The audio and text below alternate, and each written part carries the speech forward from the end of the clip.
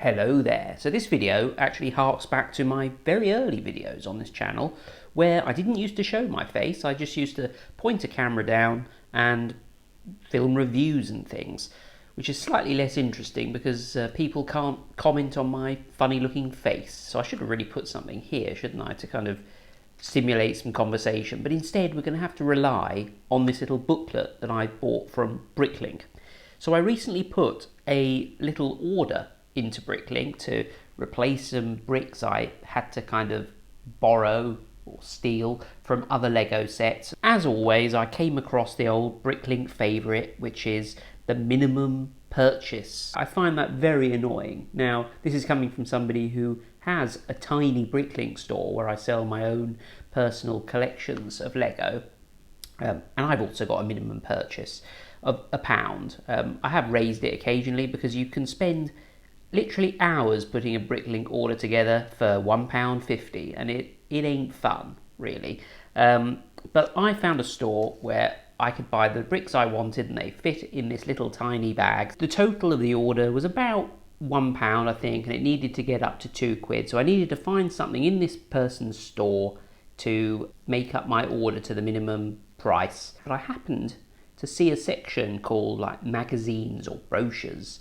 And I was intrigued, and I happened to click on 1996, which I believe is the first year that I ever got a LEGO Technic set.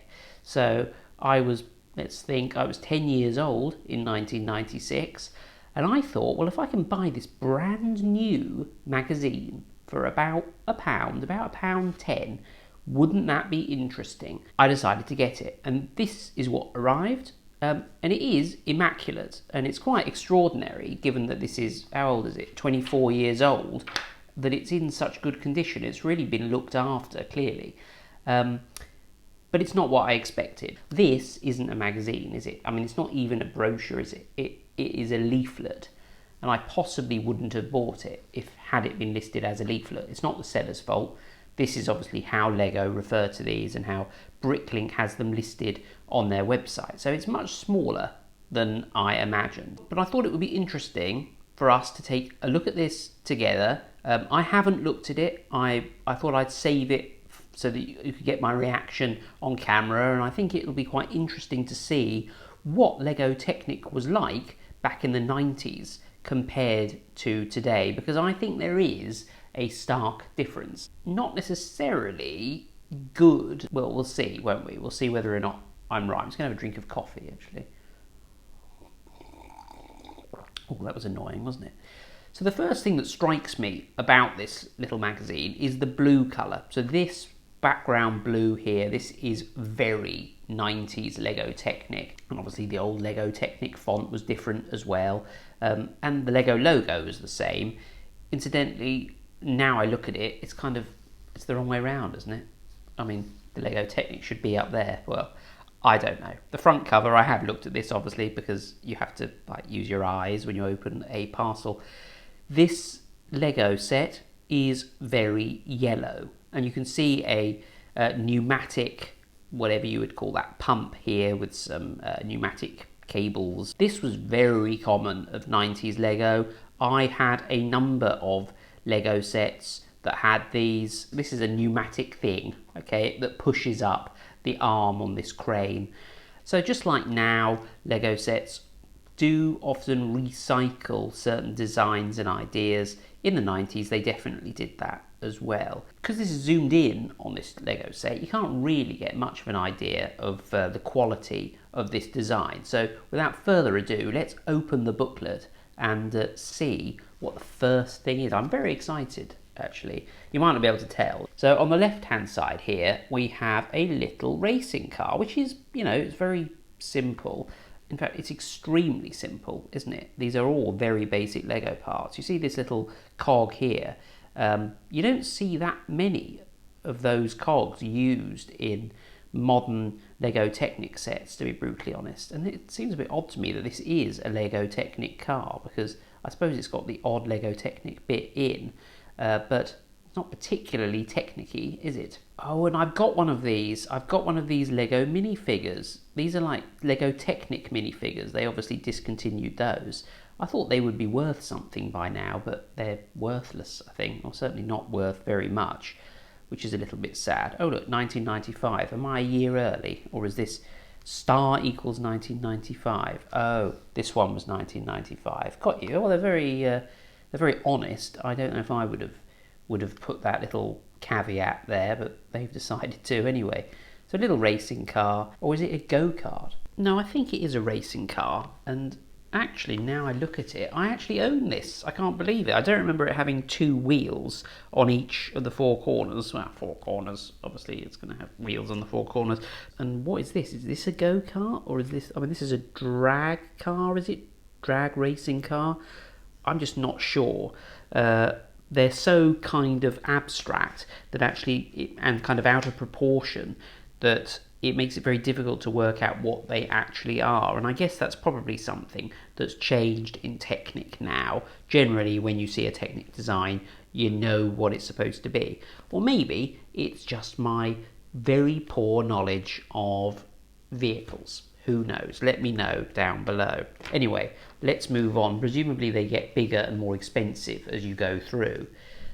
So here we've got, oh, there's a box. They do kind of look a bit technical, don't they? They look less like a children's toy or a kid's toy. They're really selling the fact on the front of this box that this Technic set can be used for to make 3 different items. So there's a racing car, a little aeroplane, and whatever that frightening monstrosity is. There's also a hovercraft here, another vehicle. You can see they are simple, actually. It's a shame this hasn't got the prices in. In fact, all of these little models do have alternative builds. And I really think that is something that LEGO don't push so much anymore. Now here, okay, we've got a fire engine. There we go. And this man is sporting a really nice goatee beard there, so it's obviously a very fashionable fireman. And, you know, I mean, look at how basic this is. There's no original shaped Lego parts to make up this. It's all literally Technic bricks making the shell of this fire engine, and then the odd sort of scattered with the odd grey, light bluish grey Technic part all over it. Incredibly basic. It's extraordinary that LEGO has changed so much since this time. And if we move to this page, I own this as well. I've got this, and it's got that seat that we saw earlier on in whatever it was in this here. This was really cool, actually, because you could turn this little wheel on the side here, turn it incredibly fast, and the propellers on the helicopter would turn very, very fast, and it would be very, very dangerous, and you could stick your finger in there, and, well, actually, it wouldn't hurt your finger. It would just smash the blades off, and then you'd spend 20 minutes trying to find them. But that was a really cool set. I like that. And we've got another car here. You can see that vehicles, I mean, they still are the domain of LEGO Technic, but, you know, there's a lot of wheelie vehicles, aren't there? Which is possibly why I always find that after 6 months of building LEGO Technic sets, I'm ready for something slightly different. Now we've got this LEGO Technic motor set here. I had a load of the motors from this, but I feel like I never had this motor set. Little side fact for you here, I have a number of these little LEGO motors, these 9-volt motors, because one of them broke, and my dad, when I was a kid, contacted LEGO and they sent out more, but he was able to fix the original one. So now I've got loads of little LEGO motors. They're quite powerful. They're quite big. They're about that big. Not the kind of smallest thing to integrate into your models and make them electric. But anyway, let's keep going. Oh, that looks cool. Now, can you build all of these or at the same time? Because that's what this is implying. And this comes in a nice little display case, but I'm not sure what they are. There's like a Chinook helicopter, was that a low loader, a lifty thing, and a hockey player playing hockey. Do you sometimes feel like maybe they were kind of clasping at straws for things to make with these sets and to get the build counts up? Because I do. Now we're on to this low loader, which is, in fact, let's compare it to this one. Well, I mean, it's not much more advanced than that one, so I would hope that this one is a lot cheaper than that. But is this the one from the front page? No, that was yellow, you idiot. I see. So this, you can also make it into a kind of vehicle transportation thing, which is quite good because obviously if you're a fan of LEGO Technic, all you will have been doing is building vehicles. So now you can transport them with this. And I had this. I've got this. Do you know what though? Now I realise I never actually made any of the alternative builds when I had these LEGO sets. But yes, I've got this. We've got a rubbish helicopter up here with red blades and a weightlifting man. They like mixing sport related sets, don't they, with vehicles for completely no reason at all. Let's carry on. We've got a better motorcycle here. Actually, that looks quite advanced really compared to a lot of the other sets. It's even got a little engine block there, which you really don't see. Are these stickers? They look like stickers. I think we're going up the age groups now, so I expect that these sets are going to get more complicated because now we're up to ages 9 to 16. So this also makes a drag car. We've got another drag car. They love their drag cars, don't they? And a trike is that? It's a bit of an odd thing, isn't it? I think this is my favourite so far. Oh, mind you, this Formula 1 car. That's pretty cool. Set 8440, that's what everyone does when they review LEGO sets, isn't it? They read the LEGO numbers. It looks like a Formula 1 car. I'm quite impressed with that. Incidentally, if you owned any of these, let me know down below. Or even if you are kind of new to LEGO, maybe you're a little bit younger than I am, do any of these appeal to you? Or do they really look like toys from the Ark? And now we've got another set here with another helicopter, another lifty thing, and another car. Wow. Wow, I hope there aren't that many more pages of this. Oh, this is the one on the front cover, isn't it? Which is a crane. Now that is pretty advanced, actually. Now we're on to this. I kind of want to say that I think the LEGO Technic, although it has got more advanced, like, I mean, this obviously isn't that many parts compared to a modern LEGO Technic set. I do wonder if we've lost some of the charm of these original Technic sets. So these were quite abstract, and fairly quickly you would have produced a model like this where you could step back, and as you can see from this little thumbnail up here, you get something that looks like a crane and that's functional, that's got moving parts that you can interact with. Whereas these days, a set of this size would probably contain far more pieces. It would look far more realistic once it had been put together, which might be good for adults who've got the time and, well, haven't, have they actually, but they've got the patience to put a set together like that. And perhaps they got the money to buy that for themselves as well. Whereas a kid, you know, maybe put off actually by investing hours and hours of time into making a model. You know, maybe this is more accessible to kids of 9 to 16 years old. I don't know. What do you think? Let's keep going. Another helicopter. This one looks pretty good. We have a 4x4 type thing. That's pretty good. Bigfoot, is it? Is that what they call those vehicles? I don't know. And this. Oh, wait a minute. Did I have this? Yes, I did. I had this pneumatic Technic set in blue.